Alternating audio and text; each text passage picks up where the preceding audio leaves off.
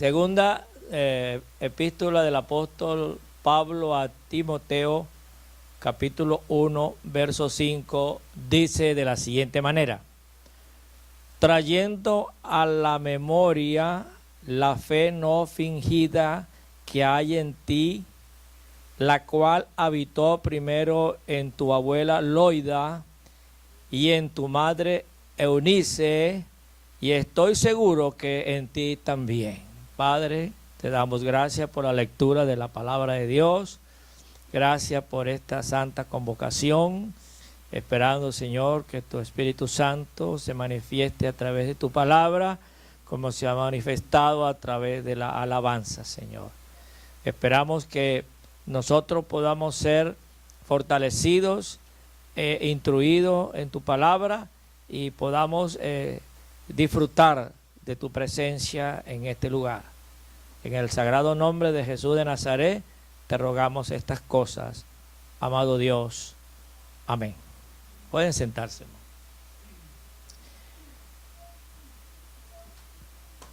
En cierta oportunidad estuve yo en una confraternidad nacional, y el tema de esa confraternidad era salvando nuestra generación.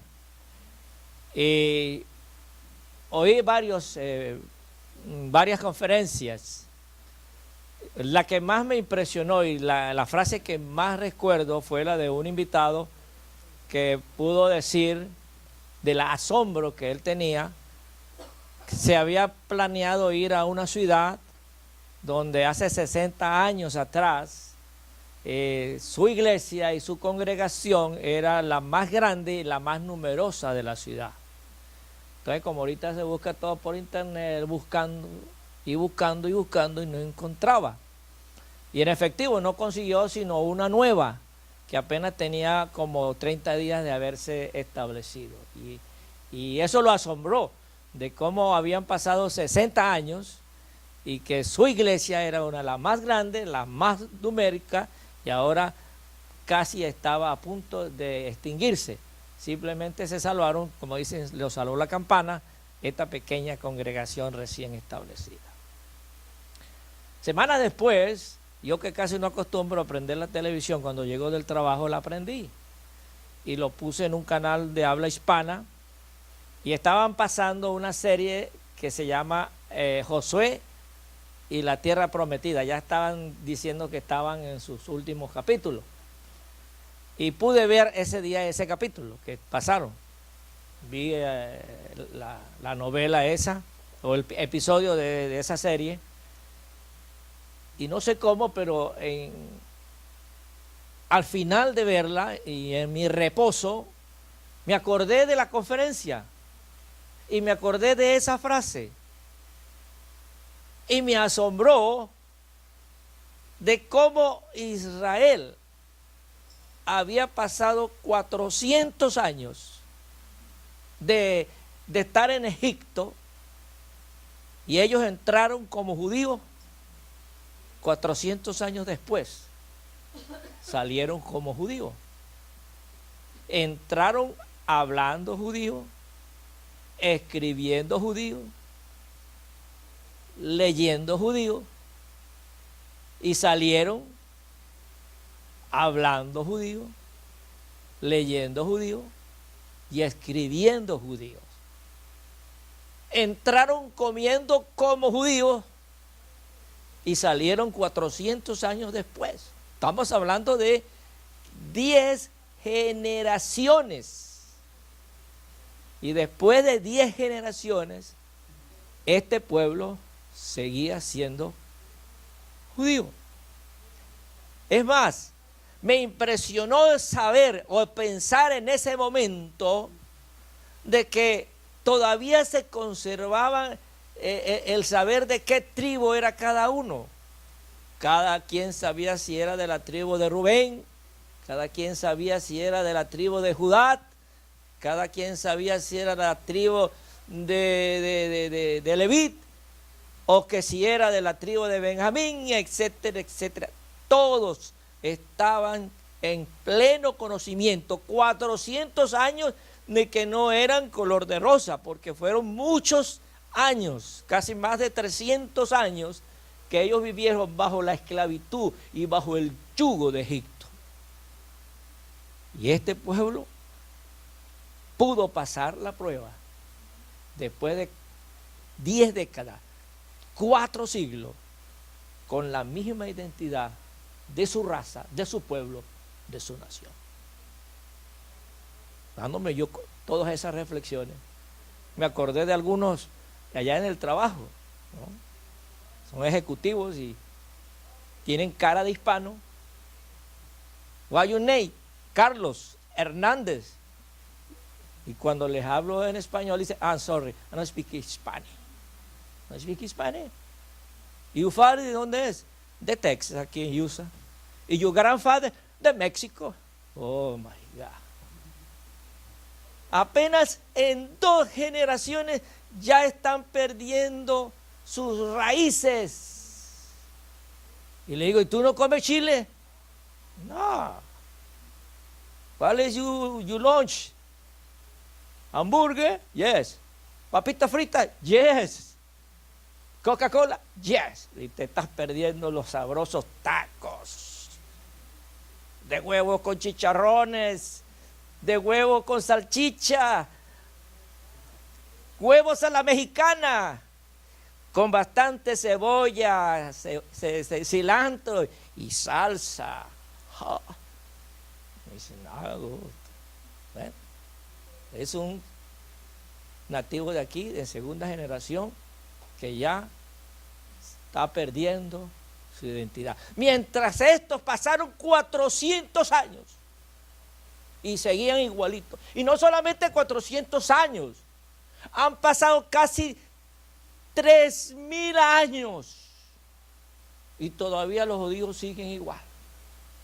Siguen hablando hebreo, escribiendo hebreo, leyendo hebreo y viviendo como hebreo. Entonces me pregunté en esa reflexión, ¿dónde está el milagro? Esto es un milagro. Esto es algo que no es normal, es sobrenatural. Inmediatamente tú sabes, como uno es flojo, perezoso, dice, es que Dios los conservó. Yo no lo pongo en duda, ¿cierto? Dios los conserva, es su pueblo escogido. Pero sin embargo, algo tiene que pasar, algo tuvo que hacer Dios, algo tuvo que provocar para que este fenómeno todavía exista. Porque mire, se han acabado los amorreos, se han acabado los heteos, se han acabado los moabitas, los filisteos y todos los feos. ¿Y los judíos? Ahí están al pie del cañón.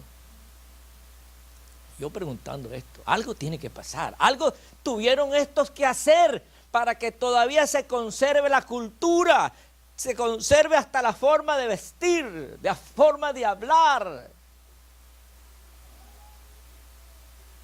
Y de repente me acuerdo de Timoteo.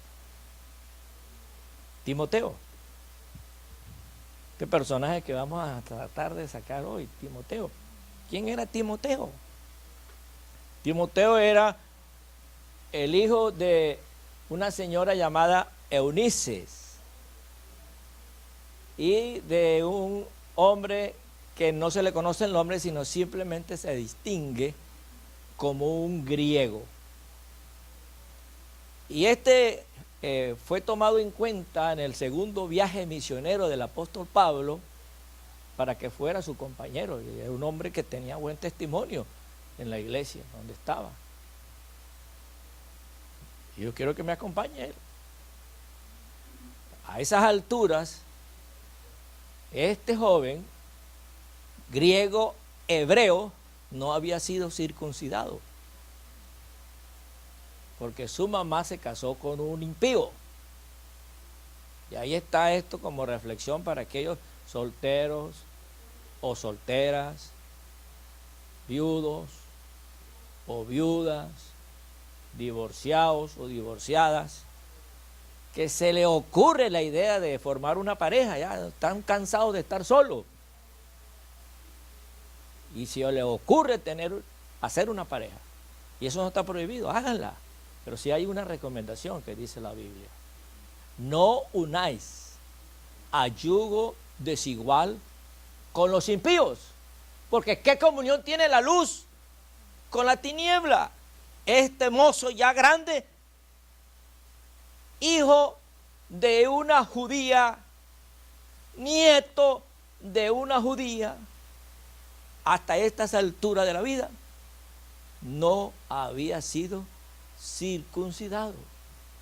Cuando todo niño varón dentro del pueblo hebreo tenía que ser circuncidado al 8º día. Y este ya era grandecito, mayor de edad, tenía licencia para manejar y todo lo demás. Y esas son las consecuencias cuando nos unimos a yugo desigual. Ese matrimonio de Eunice con el griego era un matrimonio con un impío. Imagínense esto, que hay quienes se casan, una creyente con un incrédulo. Nacen los hijos. Entonces la creyente o el creyente, vamos a presentar a mi hijo a la iglesia. Dice, no, vamos a llevarlo a la iglesia católica para que lo bauticen.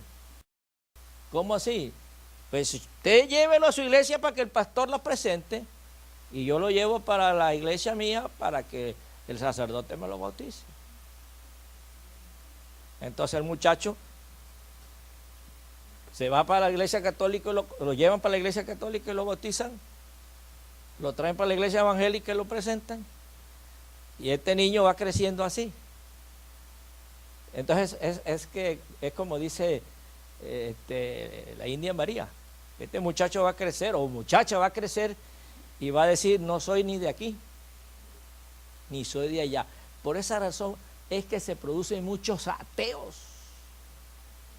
hombres y mujeres que no creen en Dios, porque ven esa distancia entre su papá y su mamá, que uno es creyente y el otro no, que el otro cuando le cumple años le celebra al estilo evangélico, pero eso es uno de los dos. Pero el otro padre, aquí hay que traer fajitas, y aquí hay que tener tequila, y aquí hay que oír rancheras o norteñas, porque si no, no es cumpleaños.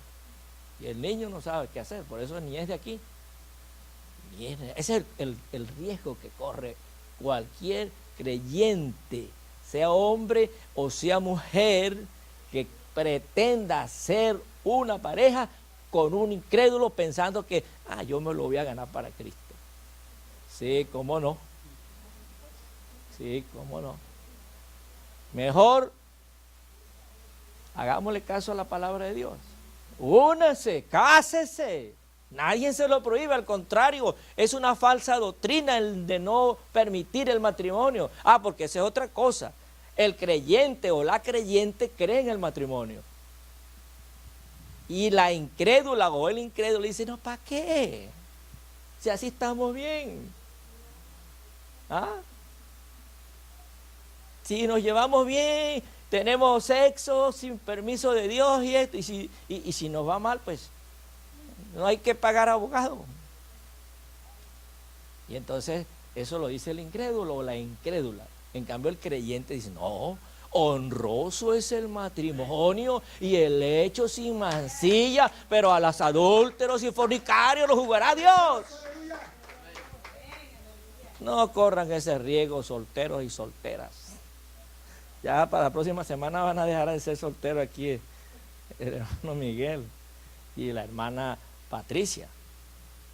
Pero cualquier otro que esté por ahí, soltero o soltera, viudo o viuda, divorciado o divorciada, no importa que se case, cásese. Si al contrario, la Biblia dice que no es bueno que el hombre esté solo, ni la mujer tampoco. Aunque no le hacemos falta, pero a la hora de alzar una bolsa y arreglar un bombillo, ahí sí donde dice, ¿cómo hace falta un hombre en esta casa, carajo? Bueno, esto fue el caso de Eunice, que fue enseñada por su mamá Loida y le transmitió el conocimiento de las escrituras, pero le gustó el griego, se casó con el griego, tuvo un hijo con el griego. Dice la tradición, que ese griego murió y entonces ella quedó viuda. Y eso aprovechó a la abuela Loida y a su mamá Eunice para instruir a Timoteo desde niño las sagradas escrituras. Y eso fue lo que le salvó la campana. Y ahí está el secreto, en que estas dos mujeres le pudieron enseñar desde temprano las sagradas escrituras.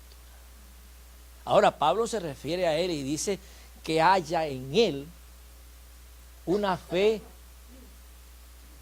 no fingida, una fe sincera, una fe auténtica.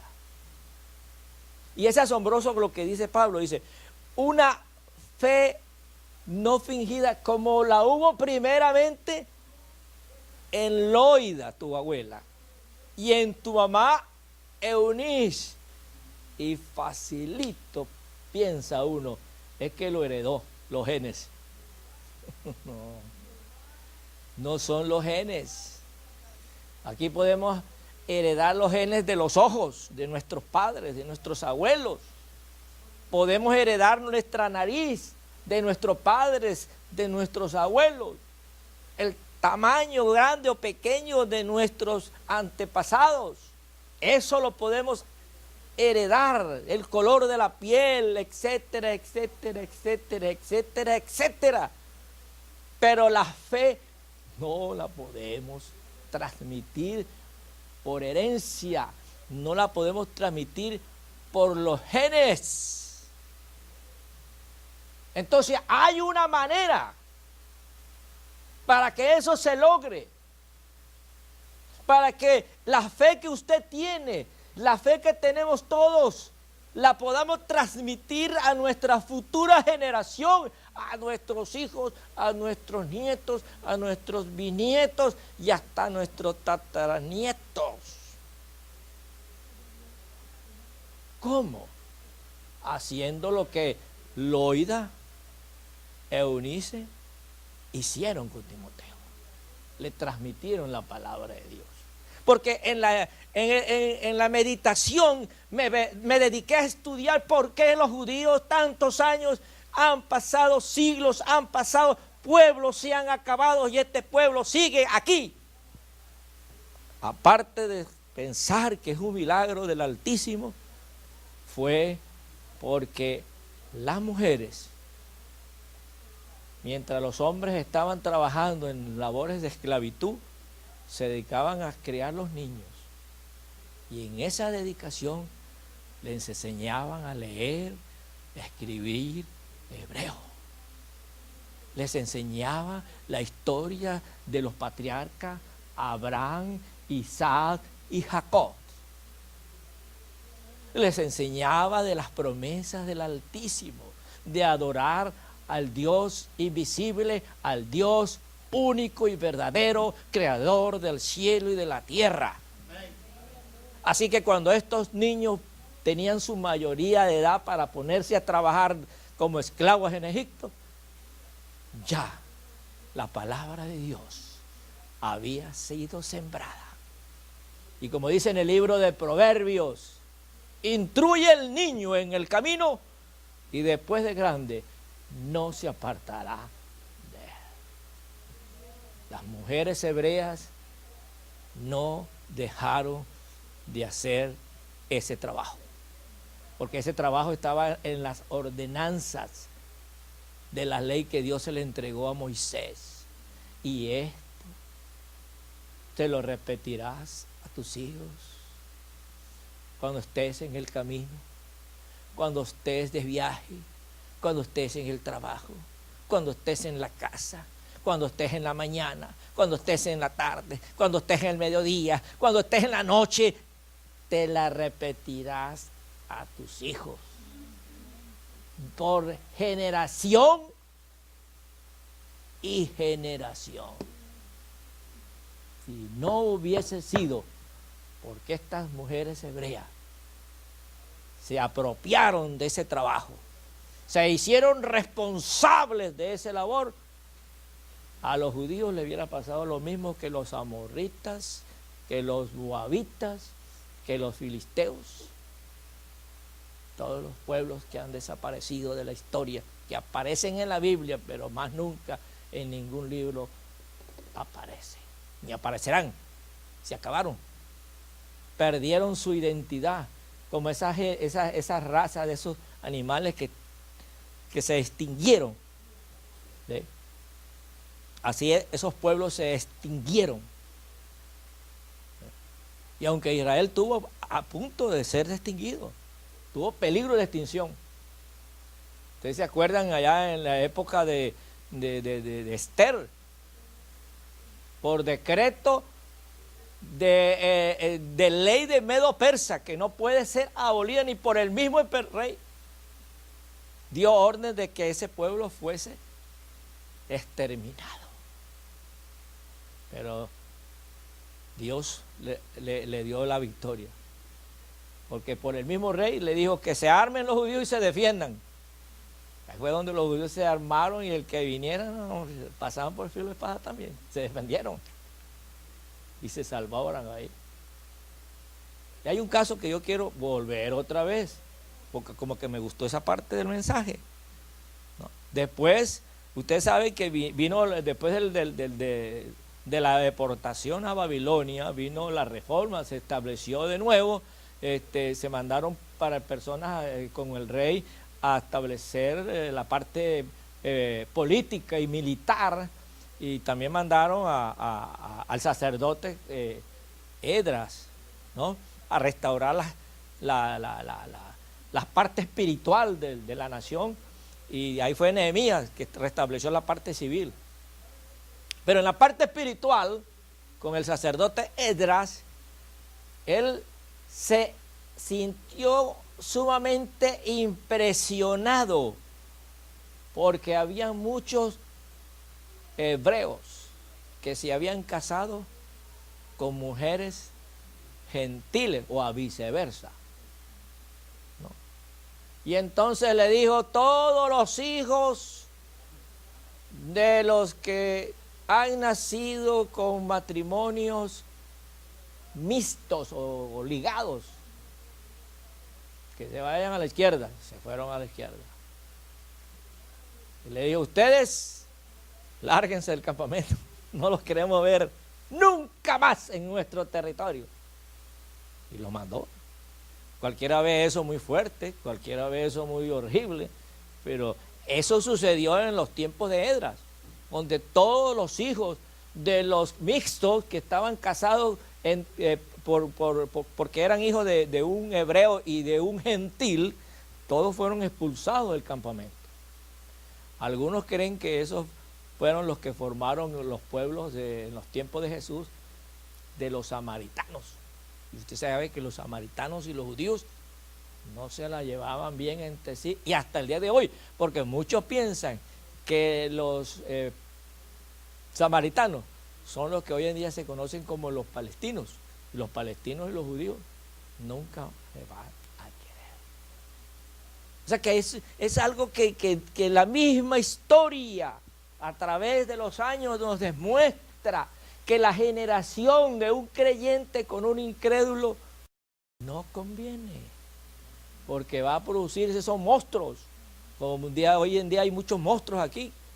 No aquí, no.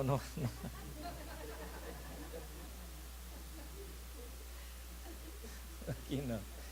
Aquí en los Estados Unidos. Aquí en los Estados Unidos. Que llega un joven armado y empieza a matar a otro. Eso para mí es un monstruo. ¿Y esa gente de dónde salió? ¿Será de un padre y una madre cristiana? ¿Ambos de los padres o de los abuelos iban a la iglesia? Probablemente uno de ellos, el otro no. El otro se le ocurrió casarse con un impío o con una impía. Imagínense un matrimonio de un creyente con una mundana. Entonces están casados y entonces el muchachito está grande y le dice la esposa, como le gusta bailar y tomar, dice, el viernes, dice, mire, el viernes ya sabe que yo quiero irme a la discoteca. Y el hombre no puede decir nada porque ella es incrédula y ella cree que eso es normal. Una persona impía cree que ir a la discoteca a tomar cerveza con sus amigas es normal. Y entonces ella va para la discoteca a bailar y a tomar y llega a la casa borracha. Y el hermano viene a la vigilia. Entonces uno va para la discoteca a emborracharse y el otro viene a la iglesia a hacer contra el pecho. Y el muchachito viene. Y la muchachita. No. Eso es una. Pero cuando es al revés, que la hermana viene para la vigilia y el hombre va para la discoteca, allá con los compadres, a gastar dinero en cerveza, y llega bien borracho, y se asombra porque ¿quién es ese que está ahí? Y es la almohada. ¿Con quién me estás haciendo? Con la almohada. Está sola aquí, la tuya, tontico. Eso pasa. Por eso evitemos eso. Pero bueno, vemos entonces cómo el enseñar la palabra de Dios a nuestra generación, las enseñanzas de las Santas Escrituras, permiten que la fe de creyentes se transmita de generación en generación. ¿Quién fue la primera creyente con una fe no fingida? Loida. Ella fue la primera. Una mujer piadosa, una mujer amante de las cosas de Dios. Y cuando conoció el Evangelio más se entregó. Pero ella le transfirió esa fe a Eunice a través de la predicación, de la enseñanza. Ella le enseñó las Sagradas Escrituras a su hija, porque así es que produce fe en nosotros, ¿verdad? La fe viene ¿por qué? Por el oír. ¿Y el oír qué? La palabra de Dios. Entonces ella le habló de las Escrituras a su hija y quizás le reprochaba, mira, la Biblia nos enseña a no unirnos con yugo desigual con los impíos. Y ahí está Timoteo, hay que circuncidarlo al 8º día, pero el papá no quiso. Porque en esa época el hombre, cuando hablaba, se hacía caso. Y hoy, el hombre es el que tiene la última palabra. Sí, mi amor, como tú digas. Entonces, este niño estuvo a punto de perder su identidad como hebreo. Pero como Dios sabe quitar las cosas, quitó ese estorbo. Sí, porque podía haber sido un estorbo. Dios tenía planes con ese joven. Dios lo iba a santificar, Dios lo iba a redimir. Dios iba a transformar su destino. Y lo hizo. Este hombre se fue con el apóstol Pablo en el 2.º viaje misionero y después estuvo con él, con el apóstol Pablo, hasta en el 3.er viaje misionero. Y cuando Pablo le escribe esta epístola, él se encontraba en la iglesia de Éfeso, que era como una nación donde había muchas congregaciones. Y él era el pastor de todas esas congregaciones de Efesio. Imagínense usted el orgullo de Loida, de que su nieto fuese el pastor de la iglesia en Éfeso. Era como el misionero de México. Qué bendición para Eunice que su hijo fuese el pastor de toda una república. Mire lo que se produjo de haberle enseñado desde niño las Sagradas Escrituras. Quizás aquí usted ya no tiene hijos pequeños y quizás usted dirá, y yo como que perdí mi oportunidad. Porque fíjese que yo me acuerdo cuando era niño, ¿no?, que habían ciertos castigos de los creyentes que cuando uno se portaba mal, que eso eran todos los días. El castigo es, hoy no va usted para el culto. Eso era lo peor error que uno cometía, de no llevarlo al culto. Gracias a Dios por mi papá, que Dios lo tenga en su gloria. Pero mi papá me castigaba a mí llevándome al culto. Usted se me va para el culto ahorita. No, papá, que me duele. Usted se me va para el culto, le va a doler más las espaldas con el correazo que le voy a dar. Ah, no, si es así por la buena, voy para el culto. Que papá, que necesito $5, vaya para el culto y allá se lo doy. No, papá, pero es que yo tengo fiebre y que me duele. Pues si no va para el culto, no hay los $5. Tenía que ir para el culto. Iba para el culto, pero llegaba así escondidita, así ya con... Entonces, ¿quién predicó? Y yo tenía que decirle quién predicó, qué predicó, quién cantó las alabanzas, quién fue el que empezó el culto. Todo eso tenía que decirse. Si se lo decía, ahí están los $5. Y cuando empecé con la tomadera, llegaba con una moto y llegaba. Y papá no decía nada. Me abrían la puerta, entraba, me trancaba y no me decían nada. 5 de la mañana se paraba, prendía las luces con el rejo en la mano y un vaso de agua. Te levanta porque hay culto, hay, ¿cómo se llama este? Devocional. Hay servicio devocional. Papi, no puedo.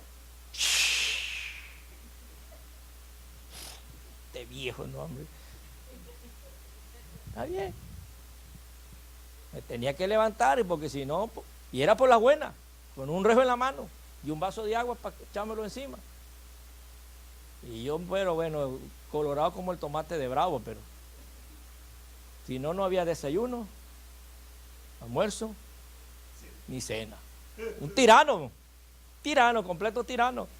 Pero bueno, ahí me levantaba yo sentadita en la sala. Que lea José el Salmo tal, entonces lo leía rapidito para salir de esa tarea. Pues. Dice, ahora predique. Papi, pero yo no sé predicar. Pues diga algo que tiene que ver con lo que leyó. Bueno, así por la buena, vamos a darle pues. Eso duró por 3 meses y eso fue lo que sirvió para entregar mi vida a Cristo.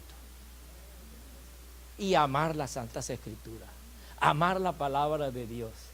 Amé y amo tanto las Escrituras que mi propia madre me tenía que apagar la luz a las 2 de la mañana. Dice, hijo, duerma, estudiando las Sagradas Escrituras. Los primeros sueldos que yo tuve como trabajador fue comprando libros de consulta, se llaman, ¿verdad? Que diccionarios, que comentarios, que esto. Y mi pasión era las Escrituras. Y eso se lo debo yo a mi Padre que está en los cielos. Gracias porque Él, aunque no quería, pero como estaba bajo su techo y bajo su mantunación, que hiciera o no quisiera, tenía que oír la palabra de Dios. Y como dice las Escrituras, que la palabra de Dios que sale de esa boca no regresa vacía, sino que es como una espada de doble filo que penetra hasta partir el alma. Y el corazón de piedra que tenía yo se partió en 2. Y entró la palabra para nunca más salir. Y así como mi padre me enseñó a mí, yo le enseñé a mis hijos. Y usted no tiene idea de la emoción que siento yo cuando voy a visitar a mis nietas. Y mis nietas, estamos en la mesa y es la primera en dar gracias a Dios por los alimentos. Y cuando le digo, por cierto, se llama Eunice también. Le digo que ore por mí. Ella me pone la mano y ora. En inglés, ¿no? Pero ora. Entonces, ¿cómo me siento yo de ver a mi nieta que no tiene 7 años y ya se ve que es una niña que le gusta la devoción y el amor y a las cosas del Señor? Así mismo, pues nosotros tenemos que hacer algo por los que ya perdimos el tiempo, los que ya los muchachos se pusieron grandes, ya se casaron y se fueron para otro lado y que No, hermano, son nuestros hijos. Así sean mayores, son nuestros hijos. Como un día le dije yo a mis hijos, yo seré el padre de ustedes aún después de muerto. Porque cuando me muera y me entierren van a decir, cuando me visiten, aquí está mi papá. Es decir, que yo seré su padre aún después de muerto.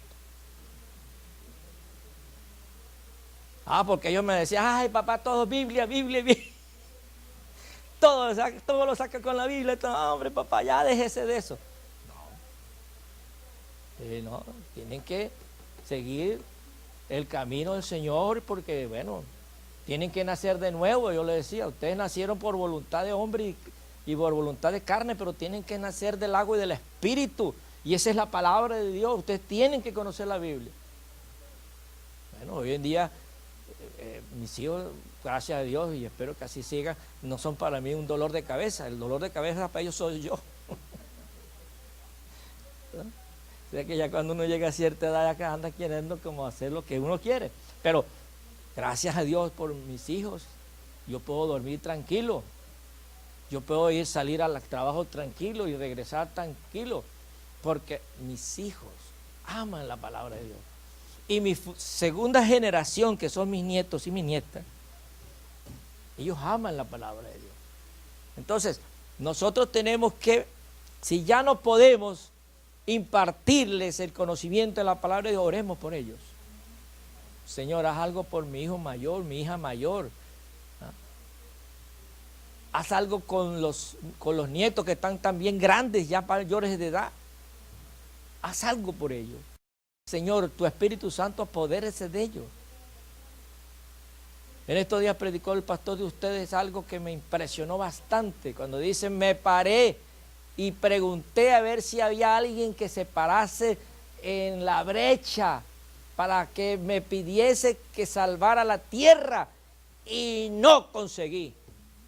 Dios, Dios mío, ¿cuántas veces el Señor está pidiéndonos que oremos por nuestra familia, por nuestros familiares, oremos por nuestros hijos? Y está buscando padres y sobre todo madres, buscando orar por sus hijos para salvarlos y no las encuentra. Entonces nosotros que ya tenemos hijos grandecitos, no nos queda otro recurso que orar por ellos, encomendarlos en el Señor. Yo conocí una familia que se le fueron, los dos hijos se fueron a casarse por ahí con personas que no son de su agrado. Y entonces, como yo conocí más que todo al menor, yo le dije a la hermana, no nos queda otra que ponerlos en las manos del Señor. Que Dios se encargue de él y no lo suelte jamás. No se le ocurra olvidarse de él. Es el fruto de sus entrañas. Ore todos los días, clame todos los días. Cuando ese muchacho cumpleaños, buscó a los padres y me buscó a mí. Ore por mí. Bueno, ahí aproveché yo de orar por él y bendecirlo hasta más no poder, y lo declaré un salmista, profeta de todos los ministerios que ha habido y por haber.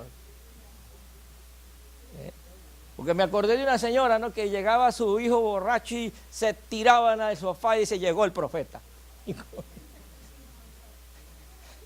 ¿Cómo es posible que le decía a su hijo profeta en vez de decirle, llegó el borracho de los hijos míos, la oveja negra de la familia? No, ella le decía, llegó el profeta.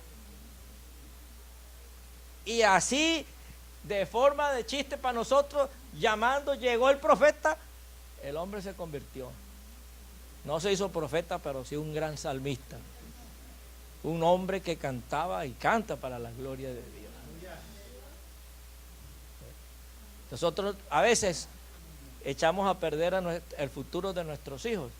¿Por qué? Porque nosotros declaramos cosas que como yo oí allá en Venezuela a una mujer sacándole la mamá al hijo.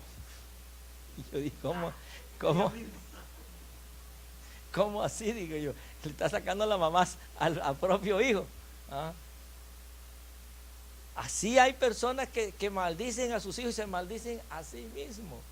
Por las declaraciones, hay que declarar a nuestros hijos que son maestros de la palabra, que son pastores, que son evangelistas, que son profetas, son mujeres consagradas al Señor, así sean lo que sean. Dios respalde esa palabra, porque nosotros somos hechos a imagen y semejanza de Dios, y Dios todo lo que hizo, lo hizo por la palabra. Nosotros también tenemos poder en la palabra. Declaremos bendición a nuestros hijos, así esté bien bravo, brava con sus hijos o sus hijas. Usted declare bendición, declare siempre salud, dinero y amor. Y cuando tenga estas tres cosas, que le dé gracias a Dios. Bueno, esto es lo que les puedo decir acerca de estas dos mujeres, que gracias a ellas nos ganamos uno de los mejores pastores y uno de los mejores colaboradores que tuvo el apóstol Pablo. Este hombre fue tan tierno con el apóstol Pablo que cuando se despedía lloraba como un niño. ¿Cuántas veces no nos han acostumbrado nosotros los hombres a decir, los hombres no lloran? Y uno se cohíbe de llorar porque le han enseñado que nosotros no lloramos. Y eso es mentira. Nosotros los hombres lloramos, somos más llorones que las mujeres y más lloramos por las mujeres también. Y le dicen, los hombres no deben llorar. Entonces este hombre lloraba por su apóstol que se despedía y quizás no sabía si lo iba a volver a ver. Lágrimas salían de la ternura de este muchacho, de este hombre. Y en esta epístola el apóstol Pablo se queja de varios colaboradores que lo dejaron. Y algunos se fueron con falsas doctrinas enseñando que ya la resurrección se había hecho. Aquí se queja de Demas, que lo abandonó. Pablo se desahogó en este hombre. ¿Por qué? Porque este era un amigo sincero. Este era un colaborador sincero. Era un creyente sincero. Claro, el ejemplo de la abuela y el ejemplo de la mamá, que eran creyentes leales al liderazgo de la iglesia. Por supuesto que este señor, habiendo aprendido de su abuela y de su mamá, no iba a ser diferente, sino al contrario, quizás mucho mejor. Y esta unión entre Pablo y Timoteo llegó tanto que aquí él se estaba despidiendo en esta epístola. Porque aquí ya mi partida está cerca. Ya lo habían sentenciado en Roma a ser ejecutado cortándole la cabeza. Se despide prácticamente aquí de su hijo Timoteo y lo llama muchas oportunidades a Timoteo, mi hijo. Cuando yo leí eso yo pensé, ¿cómo que no era casado? Es que la amistad, la lealtad de este joven o de este hombre fue tan grande y tan profundo que hizo que Pablo lo mirase no como un colaborador común y corriente o como un colaborador o uno más del montón, sino lo compara como su propio hijo. Imagínese usted esta unión que hubo entre Pablo y Timoteo. ¿Por qué? Porque Timoteo recibió buenas enseñanzas de su mamá y recibió una buena enseñanza de su abuela. Que Dios bendiga a las mujeres de esta santa convocación. Que Dios bendiga a todas las madres de esta iglesia y a las futuras también. Que Dios las bendiga. Dios bendiga el fruto, Dios bendiga sus vientres y el fruto de sus vientres. Que sean benditos en la primera, segunda, tercera, cuarta y quinta generación. Para que ustedes sus generaciones sean una generación de hombres y mujeres que alaben y glorifiquen al Señor, que estudien, que progresen, que trabajen, que sean útil a su familia, útil a la iglesia y útil a esta nación.